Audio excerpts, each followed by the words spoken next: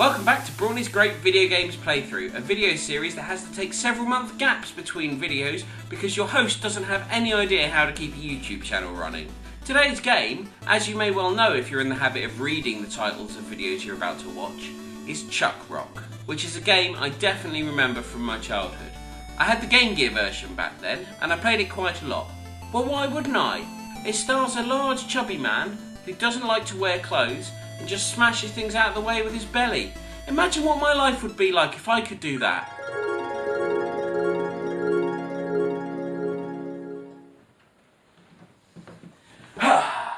Out of my way, things. How perfect would that be? But I am a respectable, professional family man nowadays, which means I have to keep my clothes on and my belly under control. Sadly. Lucky for me then that Chuck Rock exists as a game that you can live out your wild caveman fantasies. Oh, that sounds wrong, doesn't it? Lucky for me then there's a game like Chuck Rock, which means I get to enjoy that kind of relaxed feel in my life. I may be overselling this game somewhat. I mean, it is only a platformer. A 2D platformer. My favourite type of game. Let's dial it back and start at the beginning. Chuck Rock was a game published by Virgin Games and released on the most popular 16-bit systems in 1991, with a lot of 8-bit conversions following on. The version I'm playing today is the Sega Mega Drive version, which happens to be the one that I own. The titular Chuck is a singer in a rock band, which, by the by, features a dinosaur on bass. And is pretty happy until his wife, Ophelia Rock, is kidnapped by a local bully called Gary Glitter, an obvious parody of ex-pop star and all-round terrible human being Gary Glitter. That's the awkward trumpet. I saved that for the most awkward moments in my videos. You thought I was going to do a Gary Glitter joke. I considered doing a Gary Glitter joke. And you know what? We're all better human beings without one. Let's sound the trumpets and continue on. But the plot doesn't matter in this game, any more than it matters in Mario, or Sonic, or Kingdom Hearts.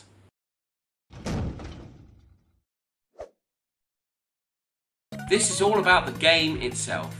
So how is it? Well, let's start with the graphics. It's got that timeless Mega Drive look to it. The colourful, large and slightly squat sprites, the backgrounds, the repeating enemy types. It's a style that, while it doesn't have the unique, timeless feel of 8-bit pixel art, or the polished look of a 16-bit first-party Nintendo game, for example, is really comforting for me. I see this game and I feel at home. And no, that's not just because I'm controlling a fat man who's walking around half naked and confused. There is just something absolutely heartwarming about this style for me, and that gives this game its first big tick in my eyes. I don't know for any of my younger viewers out there that the graphics look huge when you see them on your 32-inch TV, but bear in mind these games were designed to look good on a crappy 14-inch CRT monitor, which is why the sprites are so big, especially the main character. The sound is fine. It's functional, although the music is nothing special and can start to grate as you get the same very short sequence repeated again and again and again and again and again and again and again and again and again and again and again and sorry about that. But it's certainly not a problem. And the title sequence music, where you see Chuck and his band rocking out, is pretty funky.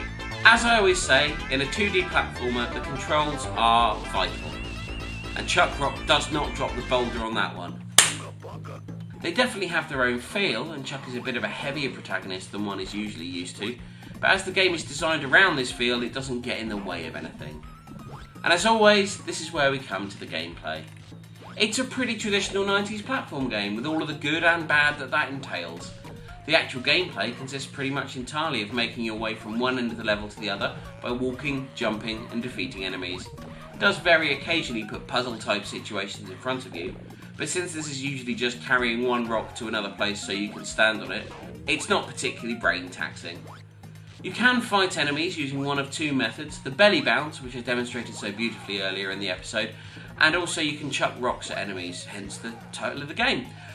And then, as is traditional, at the end of the level there's a boss. Some of these have quite fun attack patterns and their health is well measured, so they don't end up being bullet sponges, or should I say in this case, rock sponges. Wait, rock sponges? Would that work?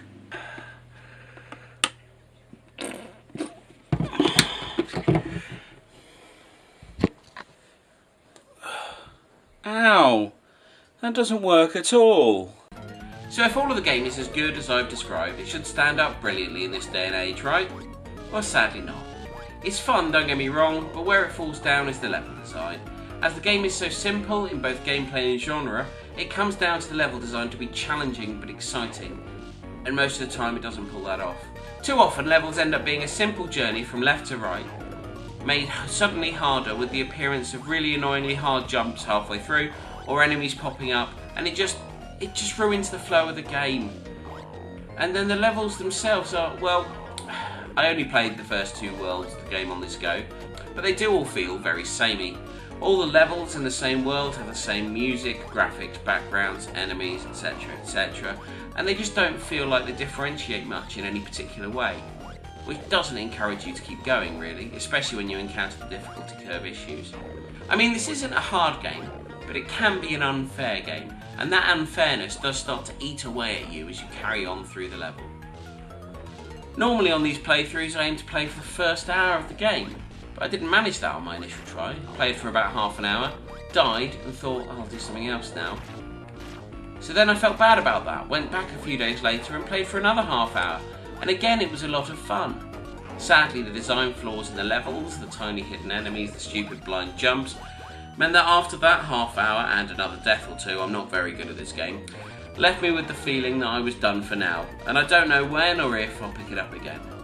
It doesn't help that, like many games of the era, it's got no save games or passwords, so every time you die, you do have to go all the way back to the beginning once again. But on the whole, I quite like this game really. I mean, I'm glad I own it, I'm glad I replayed it.